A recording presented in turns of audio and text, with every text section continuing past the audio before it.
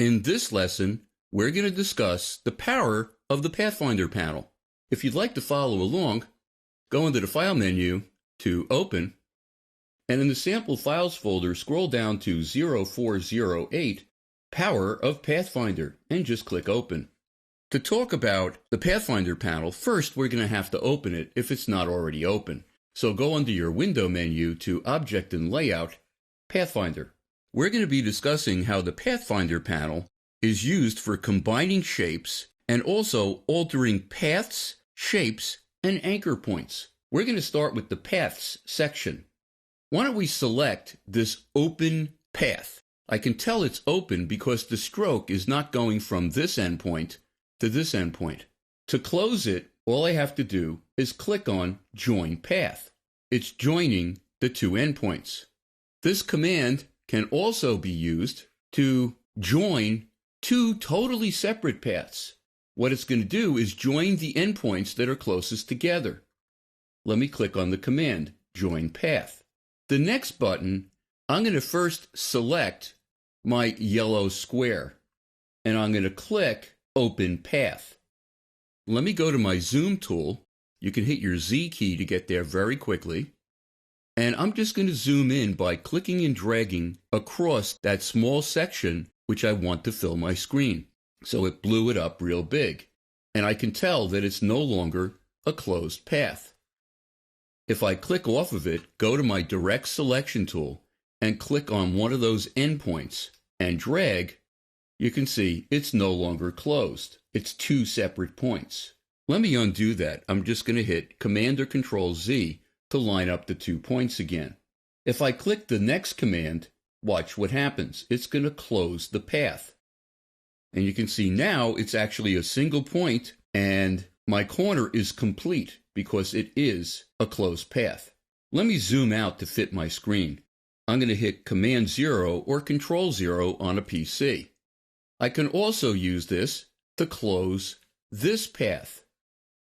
And you can see it adds the stroke to what used to be the open side of an open path.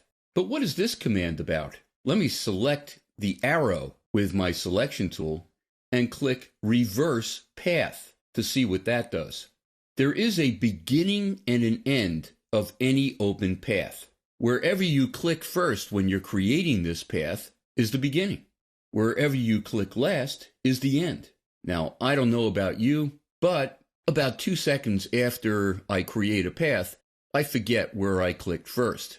So this can be very helpful because it will actually reverse that path so the arrow is pointing the way I want it. And it's not just arrows, it's anything that you add to a path in the stroke panel. Let's talk a little bit about the Pathfinder. If I go to my selection tool and select these two squares, the one that's cyan with a stroke and the red one without the stroke. If I click on my first Pathfinder command, which is Add, it's going to combine the selected objects into one shape. Let me undo that by hitting Command Z or Control Z on a PC. The next command is Subtract. And what that's going to do is going to subtract the frontmost objects from the back object. And you can see it's taking a little chunk out of that back object. Let me undo that. The next command is Intersect. That's going to leave the intersection of the two objects and delete everything else. Let me undo that. The next command is Exclude. It's just the opposite of Intersect. If I click on that, wherever the two objects intersect, it's going to exclude that intersection, and you can see it's actually one object with a hole in the center. Let me undo that. The last Pathfinder is minus back. It's going to take the back red object and subtract it in the overlap from the front. So you can see it takes a chunk out of the front object using the back object. Let me undo that. The next command is Convert to Shape. First, I'm going to click on Convert Shape to Rectangle. And what it's going to do is create a rectangle the same size as the bounding box of my original circle. The next command is Convert Shape to Rounded Rectangle. Let me do that. And you can see it's picking up my corner options that I've used last. The next one is going to make a beveled rectangle, so you can see it's chopping off the corners. The next is going to do an inverse rounded rectangle, so it has rounded corners, but they're inverse, they're going inward. I'm going to skip the ellipse command for now, I'll come back to it, and click on the triangle, and you can see it's making a triangle that fits within my original bounding box. I can also make a polygon that fits within that bounding box, and I also can convert this shape to a line. I'm going to click on my blue square and make that into an ellipse. Now, let's talk about the convert anchor point area. I'm going to go to my direct selection tool, deselect the object, and then click on one of the points to reselect it.